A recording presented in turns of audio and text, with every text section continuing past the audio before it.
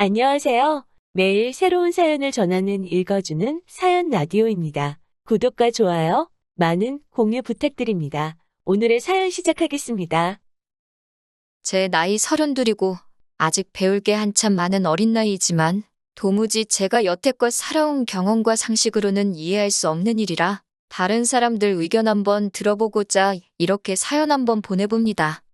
4살 연상의 남편과 7년 연애 끝에 작년에 결혼을 했고 이제 올해로 결혼 1년 차입니다. 남편과 저 사이에 아직 아이는 없어요. 맞벌이하고 있는데 둘이 버는 거 합쳐서 연 6천이 조금 더 됩니다.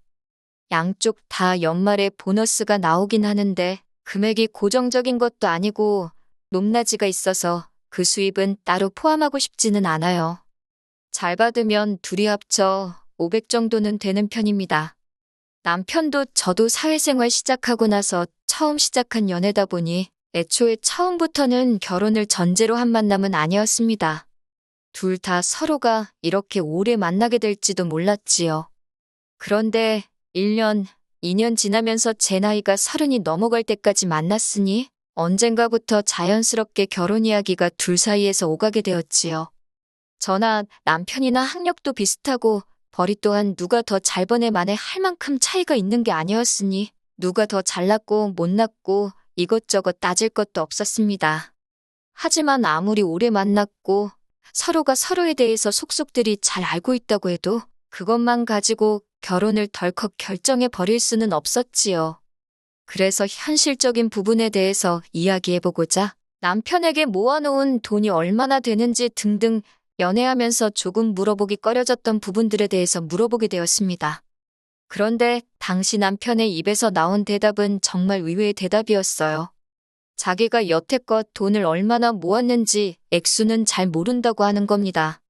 어떻게 다른 것도 아니고 여지껏 직장 생활하면서 번 돈인데 그걸 모를 수가 있느냐고 했더니 남편 하는 말이 첫 월급 탔을 때부터 어머님이 자기 월급 관리를 대신 해줬다는 어이없는 말을 하더라고요. 예상치도 못한 남편의 대답을 들었을 땐 정말 하늘이 무너지는 줄 알았어요. 어떻게 35 먹은 남자가 아직도 부모님한테 돈을 맡기고 용돈을 타서 쓰고 있는 건지 저는 제 상식선에서 이해할 수가 없었거든요. 7년이라는 기간을 만나오고 결혼까지 생각했던 사람인데 그 나이 먹도록 엄마 없으면 자기 돈 관리도 못하는 마마보이였나 하는 사실은 연애하는 동안 전혀 눈치채지 못했으니까요. 그런데 남편은 마마보이라는 말에 격하게 반응하더라고요. 내가 마마보이라서 돈을 어머니한테 맡긴 게 아니다. 자기가 딱 직장인이 되고 나서 그때는 직접 돈 관리를 했었는데 그때는 자기도 사회생활 경험도 없었고 하니 월급날 지나고 다음 월급날 되기 전에 벌어놓은 돈을 다 쓰고는 했다 그러는 겁니다. 취직이 빠른 편이었기도 했고 당시에 같이 모여놀던 친구들 중에서는 유일하게 돈 버는 직장인이었기 때문에 물주 노릇을 하면서 술 먹고 노는데 정신이 없던 시절이 있었다고요. 그러다 결국 돈이 모자라서 마이너스 통장에 빚도 지고 그랬는데 더 이상 그러면 안 될 것 같아서 자기가 자기 의지로 어머니한테 통장 관리를 맡기게 된 거라고 하더라고요. 그 이후로 어머님이 주는 용돈 받으며 생활을 했고 그때부터 친구들 사이에서 물주 노릇도 관두고 정신 차리게 되었으며 용돈 타서 생활하다 보니 오히려 가진 돈에 맞추어서 씀씀이도 줄어들고 귀찮은 것도 어머니가 다 알아서 처리해 주다 보니 편해서 여태까지 맡기고 있는 거라며 열변을 토하는 겁니다. 아무리 어머니가 돈 관리를 못해도 인생 경험이 있는데 우리보다 더 잘하면 잘했지 못할 게 어딨냐고요. 그러면서 어머니한테 당장 물어보겠다고 제가 있는 그 자리에서 곧바로 전화를 걸었어요. 전화가 걸리자마자 남편이 어머님한테 내 돈은 여태까지 얼마나 모였냐 다짜고짜 물어보더군요. 그런데 어머님이 금액을 알려주신 게 아니라 그건 왜 물어보느냐 물어보셨나 봐요. 액수만 알면 된다고 전화한 건데 여차저차 상황 설명을 해주더라고요. 여자친구랑 결혼 이야기 하고 있다가 모아놓은 돈 이야기를 하는데 내 돈을 엄마가 관리하고 있다는 말에 애가 충격을 받았다고 이래저래 자초지종을 다 말해주는 겁니다.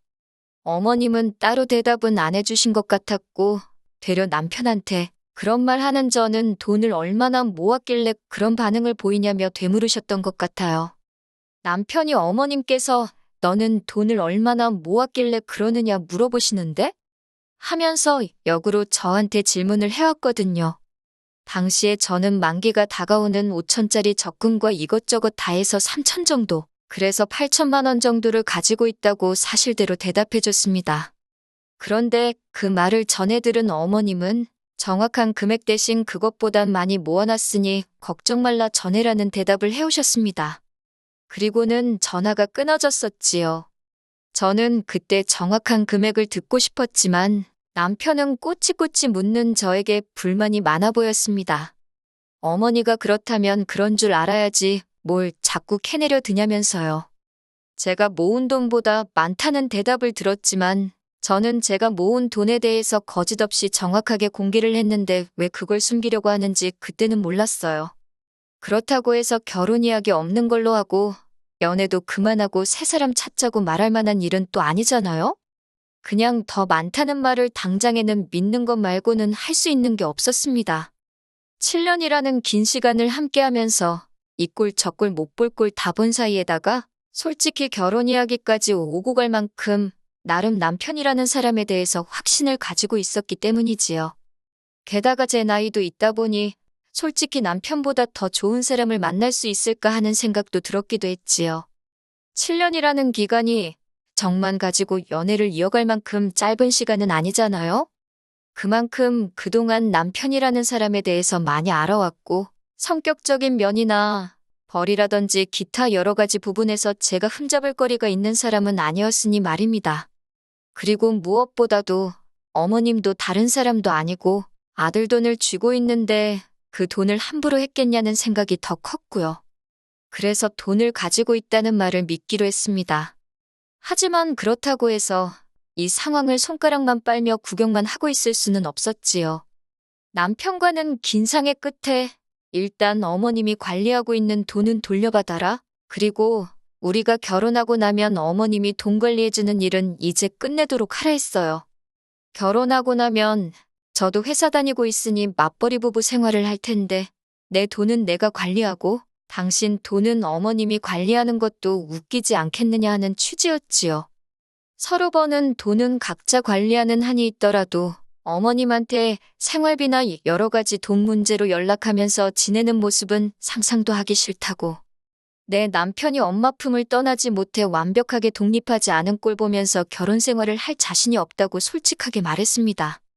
남편도 무슨 엄마 품을 벗어나지 못했냐고 그냥 편해서 어머님한테 맡겨왔던 거라고 하면서 당연히 결혼 후에는 돈 관리는 우리가 하는 게 맞다고 확답을 받아냈고요. 7년 만나는 동안 저는 시댁에 따로 왕래한 적이 없었는데 남편은 이미 저희 부모님께 인사도 드렸고 왕래도 잦았거든요. 오랫동안 봐오셨기 때문에 결혼 허락 받는데 큰 어려움은 없었습니다. 결혼 준비를 하는 도중에는 별다른 사건 사고는 없었어요. 신혼집을 구하는 과정에서 돈이 필요하게 되었고 어머님이 관리하고 있다던 남편의 돈을 그때가 돼서야 돌려받게 되었습니다. 어머님이 주신 돈은 1억 2천이었어요. 저한테 말했던 대로 제가 모은 돈보다는 많은 돈이었습니다. 남편 연봉과 일한 기간에 비하면 조금 빠지는 게 있는가도 싶었지만 남편이 일 시작하자마자 어머님한테 돈 관리를 맡긴 게 아니라는 말도 들었고 돈 관리를 해주셨다 뿐이지 남편도 그동안 용돈이며 생활비며 받아다 쓴 게 있을 테니 꼬치꼬치 내역에 대해서 하나씩 따져보지는 않기로 했습니다. 남편이 저보다 가져온 돈이 많았으니 기본 예단을 제가 해드렸고 현금 예단으로 500을 드렸어요. 어머님은 아들이 모은 돈 당신이 쥐고 있었을 뿐이고 따로 해준 것도 없는데 뭐 그러냐며 꾸민비로 쓰라고 500을 그대로 돌려주셨고요. 결혼 전에 상견례 말고도 어머님하고 몇 번 만나뵌 적이 있는데 딱히 꼬투리 잡으시는 것도 없고 표현도 말수도 많이 없으신 무뚝뚝한 분이었습니다. 그때 모아놓은 돈이 있냐고 확인 전화를 했을 때 기분이 상해서 그런 거라고 생각했는데 원래 성격이 그러신 분 같았어요. 같이 식사 자리를 가져도 말없이 식사만 하시고 별다른 말도 없었거든요. 제가 괜한 오해를 했구나 싶었습니다. 아무튼 그렇게 저희는 결혼을 하게 되었어요. 시어머니라고 해서 딱히 저희 결혼 생활에 감나라 배나라 하시는 분도 아니었고, 남편과도 정말 오랜 기간 연애를 해왔으니 결혼 생활하는 동안 딱히 커다란 문제는 없었습니다. 그런데 차라리 사소한 사건이라도 터졌으면 터졌지, 이건 정말 못 견디겠다 싶을 정도로 조용했던 우리 신혼생활에 걷잡을 수도 없는 커다란 사건이 터지고 말아버렸습니다. 남편한테 5살 아래 여동생이 한 명 있어요. 저보다도 한 살이 어린 신우이지요. 신우도 직장생활 하고 있었고, 먼저 직장생활 시작한 남편이 돈 관리를 어머님께 맡겼던 것처럼 신우도 똑같이 월급 관리를 어머님한테 맡겼었다고 해요. 신우도 저보다 한 살 어리다 뿐이지, 나이가 나이인 만큼 결혼을 전제로 만나던 사람이 있었고, 얼마 전에 결혼 이야기가 오가기 시작했나 봐요. 시어머니가 돈 관리를 하고 있었으니 신우도 딱히 금액이 얼마나 되는지 그런 부분에 대해서는 크게 관심이 없었던 것 같아요. 더군다나 저희 결혼할 때 어머님이 관리하던 돈을 그대로 내어주셨으니 저래도 의심을 하지 않았을 거예요. 그런데 막상 혼담이 오고 가기 시작하면서 시어머니가 사실은 자식들 돈 관리를 대신 해주고 있던 게 아니고 그 돈 가지고 투자를 한답시고 여기저기 위험한 곳에다가 돈을 굴리고 있었다는 사실을 알게 된 겁니다. 그리고 그 과정에서 신우와 남편이 그동안 모아온 돈의 대부분을 날려먹었던 거예요. 일단은 두 자식들 월급이 동시에 들어오는 상황이었으니 남편이 결혼한다고 돈을 달라고 했을 때 날려먹은 돈에서 신우목까지 합쳐가지고 남편한테 일단 돈을 빼줬던 거였고요. 제가 결혼 준비하던 과정에서 남편이 모아놓은 돈이 조금 비는 게 아닌가 하고 느꼈던 게 다 이유가 있던 거였지요. 그러니 당연히 신우가 여태껏 모아놓은 돈은 한 푼도 없던 상황이나 마찬가지였던 겁니다. 신우는 그 소식을 듣고 눈이 뒤집혀버렸고, 시어머니는 네 돈은 니네 오빠한테 갔으니 그 돈은 오빠한테 가서 찾으라 하고 배째라 식으로 나온 겁니다. 신우도 나름 고충이 있었겠지요. 당장 혼담이 오고 가고 있고 자기도 결혼을 해야 하는데 돈이 하나도 없는 상황이니 어머님이 시킨 대로 저희한테 와서 자기 돈을 내놓으라고 난리를 치기 시작한 거예요. 신우가 사정이 딱한 건 10분 이해가 가지만 그 돈을 돌려달라고 한다고 돌려줄 수는 없는 노릇이었어요. 사실 어머님 입장에서야 신우 돈을 남편한테 준 거지, 남편 입장에서는 자기가 여태 일해서 번 돈을 돌려받은 거잖아요. 발을 동동 구르면서 자기 돈 좀 돌려달라는 신우도 한참 저희 집에서 오열을 하다가 자기도 이건 아니라고 생각했는지 알겠다고 하고 집으로 돌아갔습니다. 그런데 남편이 풀 죽은 신우 뒷모습을 보니까 괜히 마음이 그랬나 봐요. 저한테 대출을 받아서라도 신우가 모은 돈을 우리가 해주자고 하는 겁니다. 지금도 당장 대출이자만 150 가까이 내고 있는데 거기에 1억을 더 대출받자니 까마득했어요. 저희 수입이 둘이 합쳐 월 500은 넘지만 언제까지 맞벌이 부부를 할 여건이 되는 것도 아니잖아요? 아무리 생각해도 계산이 서지를 않아서 그렇게는 안 되겠다고 했어요. 그랬더니 남편이 저한테 실망이라고 하는 거예요. 번지수를 잘못 찾지 않았냐고, 실망은 당신 어머님한테 해야 하는 거 아니냐고 했더니 지금 부모님 욕을 해서 뭐 상황이 달라지는 게 아니지 않냐고 하더라고요. 입장 바꿔서 생각해보라고. 만약 신우가 우리보다 먼저 결혼을 해서 어머님이 신우한테 먼저 돈을 돌려줬으면 저도 신우한테 가서 돈 내놓으라고 했을 거 아니냐고 하는 거예요. 무슨 소리를 하는 거냐고, 내가 왜 신우한테 당신 돈을 내놓으라 하겠냐고 했지요. 그런 상황이었으면 애초에 결혼부터 다시 생각했을 거라고. 다 따지고 보면 어머님이 자식들 돈 가지고 장난치다가 탕진해버린 건데 그 책임을 왜 우리가 져야 하냐고 했어요. 그랬더니 남편이 저보고 너무하다고 하는 겁니다. 어차피 우린 이미 결혼을 했고 신우도 한 가족인데 어떻게 모르는 척을 할 수 있겠냐고요. 덕분에 남편하고는 일주일째 서로 말도 안 하고 냉전 중입니다. 오죽 답답하면 제가 이렇게 사연을 다 보냈겠어요. 말씀드린 대로 제 상식으로는 도무지 이해가 가지를 않아요. 어떻게 자식들 돈을 그렇게 쉽게 날려먹은 시어머니도 그렇고 가족이니까 무조건 도와줘야 한다면서 저보고 냉혈한이라고 제 탓을 하고 있는 남편도 말이에요. 남편 말대로 제가 역지사지의 자세로 신우를 도와줘야 하는 건지, 아니면 그냥 제 생각대로 모르는 척을 해야 하는 건지 혼자 고민해봐야 답도 안 나오고 해서 이렇게 사연 보내봤습니다. 안녕하세요. 궁금해하시는 분들이 계셔서 이렇게 최근 소식 전해드리러 다시 왔습니다. 일단 남편하고는 이혼을 하기로 했어요. 도무지 의견이 좁혀지지가 않는 와중에 해결책이라고 가져온 게 어이가 없기도 했고요. 그 일이 있은 뒤로 신우를 다시 만났어요. 신우는 의외로 어른스러운 부분이 있더라고요. 이제 와서 뭘 어쩌겠냐며 여태까지 어머님만 믿고 안일하게 생각했던 자기 문제라면서 그나마 저희가 결혼하고부터 1년 결혼 생활하는 동안 남편 돈 관리하는 건 저희가 가져왔으니 신우 입장에서는 1년치 월급은 그대로 있지 않겠냐며 그 돈으로 일단 혼수랑 필요한 것들만 해서 결혼을 하기로 했다고 하더라고요. 그런데 시어머니는 그 와중에도 잃은 돈 어떻게 해결해보겠다고 얼마 되지도 않는 그 돈을 가지고 투자한답시고 이것저것 알아보다가 사기를 당해서 아예 한 푼도 남지 않고 탕진을 했다고 하더라고요. 그 와중에 조금이지만 빚도 생겼다고 하고요. 모든 걸 자포자기한 신우를 보니까 조금 불쌍하기도 했어요. 그래도 저희가 돈을 해주겠다는 말은 쉽게 나오지가 않더라고요. 시어머니도 저희를 불러서 상황이 이런데 어쩌겠냐면서 은근슬쩍 신우 돈을 우리가 해주기를 강요했는데 남편이 그러자고 해도 싫었는데 사건의 원흉이나 마찬가지인 어머님이 그러고 있으니 더더욱이 해주기 싫었어요.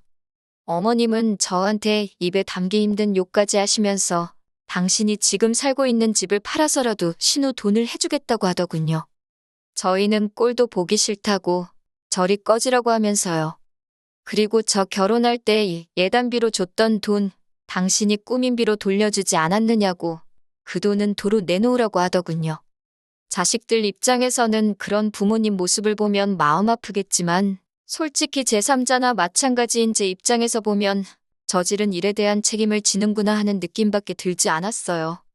그리고 줬던 돈을 다시 내놓으라니 참 사람이 끝에서 끝까지 몰리면 이렇게 추락을 할 수도 있구나 하는 생각도 들었습니다.